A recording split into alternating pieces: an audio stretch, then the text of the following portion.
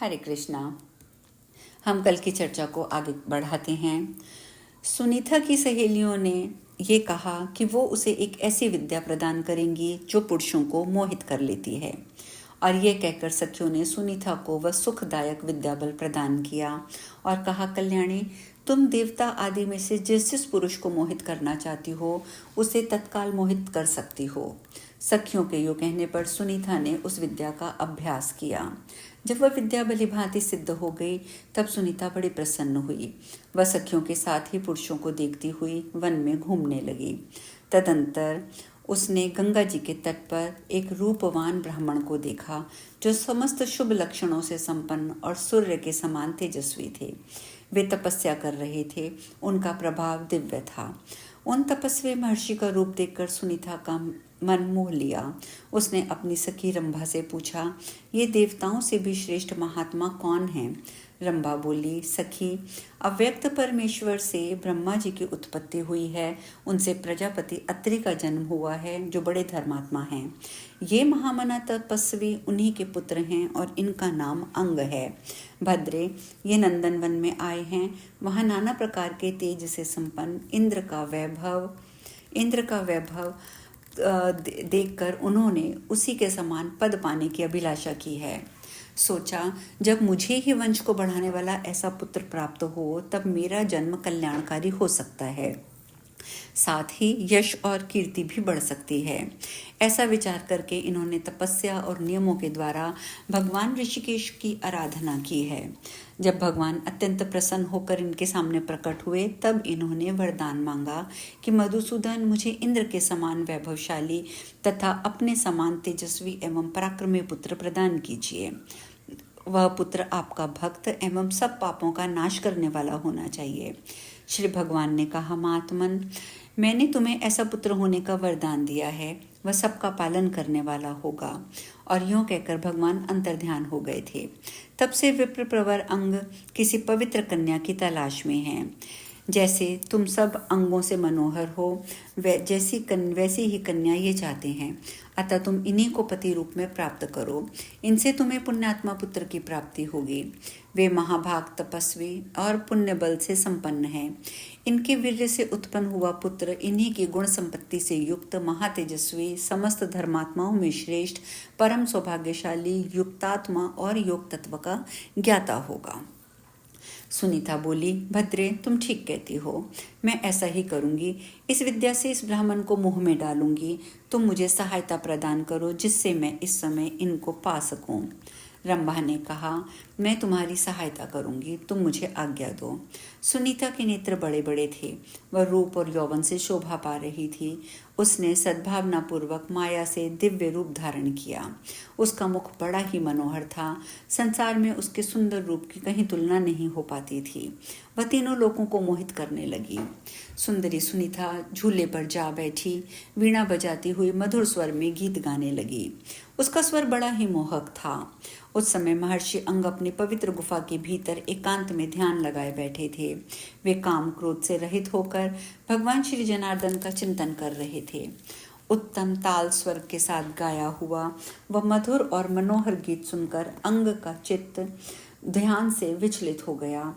वह महामाया सती ने उन्हें मोह लिया। वे तुरंत ही आसन से उठे और बारंबार इधर उधर दृष्टि दौड़ाने लगे। माया से उनका मन चंचल हो उठा। वे बड़े वेग से बाहर निकले और झूले पर बैठी हुई वीणा धारणी स्त्री की ओर देखा। वह मुस्कुराती हुई गा रही थी। महायशस्वी अंग उसके गीत और रूप दोनों पर मुग्ध हो गए। तत्पश्चात वे महान मोह से वशीभूत हो उस तरुणी के पास गए। विशाल नेत्र, मनोहर मुस्कान वाली मृत्यु की यशस्विनी कन्या सुनीता को देखकर अंग ने पूछा, सुंदरी, तुम कौन हो? किसकी कन्या हो? सखियों से घिरी हुई यहाँ किस कामना से आई हो? किसने तुम्हें इस वन में भेजा है? परम बुद्धिमान अंग का ये महत्वपूर्ण वचन सुनकर सुनीता उनसे कुछ न बोली। उसने केवल सखी के मुख की ओर देखा। रंभा ने इशारे से सब कुछ कहकर सुनीता को समझा दिया और वह स्वयं ही उस शिष्ट ब्राह्मण से आदरपूर्वक बोली, महर्षि, ये मृत्यु की परम सौभाग्यवती कन्या है। लोक में इसकी सुनीता के नाम से प्रसिद्धि है। ये सभी शुभ लक्षणों से संपन्न है। इस समय ये बाला अपने लिए धर्मात्मा, तपस्वी, शांत, जितेंद्रिय, महाप्रज्ञ, वेद विद्या विशारद पति की खोज में है। यह सुनकर अंग ने अप्सराओं में श्रेष्ठ रंभा से कहा, भद्रे, मैंने सर्व विश्वमय भगवान श्री हरि की आराधना की है। उन्होंने मुझे पुत्र होने का वरदान दिया है, जो संपूर्ण सिद्धियों का दाता है।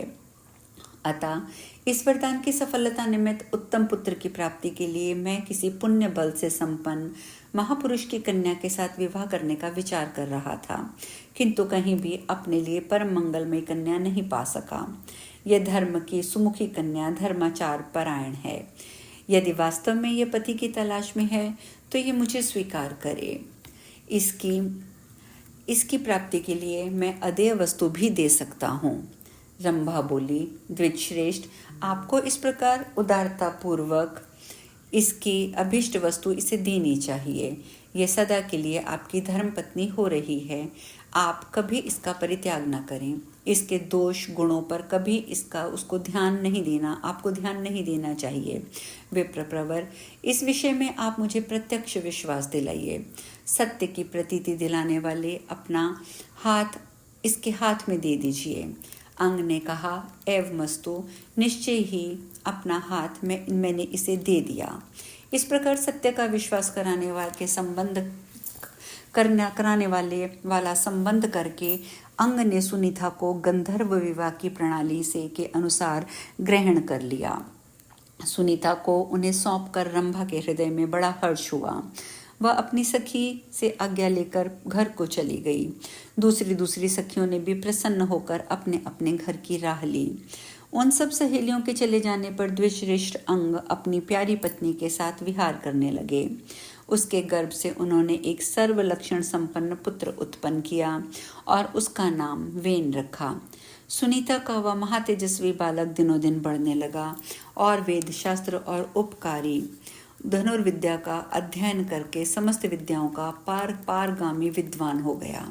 क्योंकि वह बड़ा मेधावी था, अंग कुमार वेन सच्चोचित आचार में रहता था। वह क्षत्रिय धर्म का पालन करने लगा। वह वस्वप मनवंतर आने पर संसार की सारी प्रजा राजा के बिना निरंतर कष्ट पा रही थी। उस समय सब लोगों ने वेन को ही इन सब लक्षणों से संपन्न देखा। तब श्रेष्ठ ब्राह्मणों ने उन्हें प्रजापति के पद पर अभिषिक्त कर दिया। तत्पश्चात ऋषि अपने अपने तपोवन में चले गए। उन सबके जाने के पश्चात अकेले वेन ही राज्य का पालन करने लगे। इस प्रकार वेन भूमंडल के प्रजापालक हुए। उनके समय में सब लोग सुख से जीवन बिताते थे। प्रजा उनके धर्म से प्रसन्न थी। वेन के राज्य का प्रभाव ऐसा था, उसके शासन काल में सर्वत्र धर्म छा रहा था। अब आगे की चर्चा कि वेन के साथ आगे क्या हुआ, वेन की पाप में प्रवृत्ति किस प्रकार हुई और सप्तऋषियों ने कैसे वेन की भुजाओं का मंथन किया, ये एक नया अध्याय कल हम आरंभ करेंगे। आज हम कथा में यहीं विश्राम लेंगे। हरे कृष्णा।